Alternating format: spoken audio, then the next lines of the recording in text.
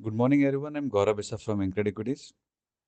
It was yet another grueling session for the bulls yesterday, and Nifty kept on witnessing lower levels. It was under pressure throughout the trading sessions. It closed 100 points lower.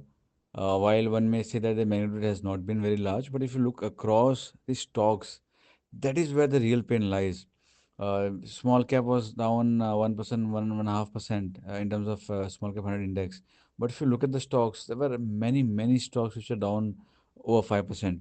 And this has been a really perplexing one where we are seeing significant underperformance pressure in small cap and the broader market overall stocks, whereas the indices have been more or less stable.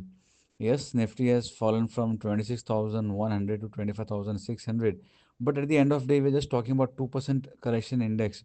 Whereas in stocks, many stocks have seen more than 10%, 15% fall in this in span of last 1 week.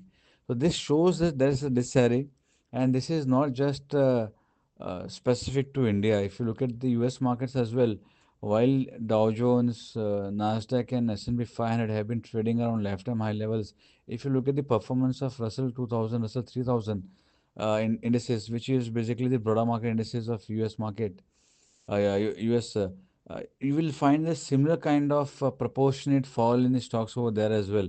So we are at in a zone where your benchmark indices are doing quite well. Your broader market is just not catching up.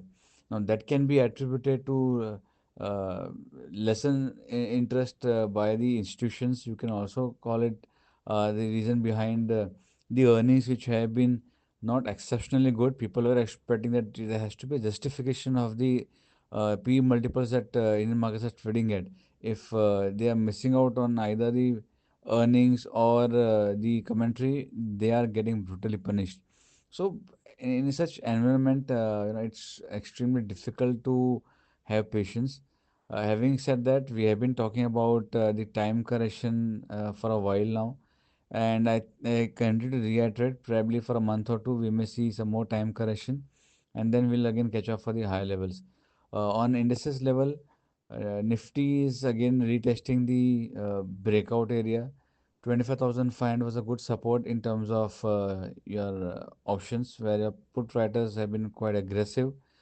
And if Nifty sustains 25,500, we may see a sudden spike sort of coming in today or maybe from Monday onwards. On the other hand, if you look at the charts, 25,400 is going to be a falling trend line breakout retest area. Going by how the gift fund is behaving with 100 points cut as we speak, this is after US markets were down 1% yesterday. Uh, we may see a gap down opening. Risk takers would find a very good opportunity to buy Nifty around 25,400 or slightly below that, keeping stop loss of 150 points and playing for 26,000 levels as a target. So let us see if we retest a breakout one. Second, we bounce back after retesting breakout.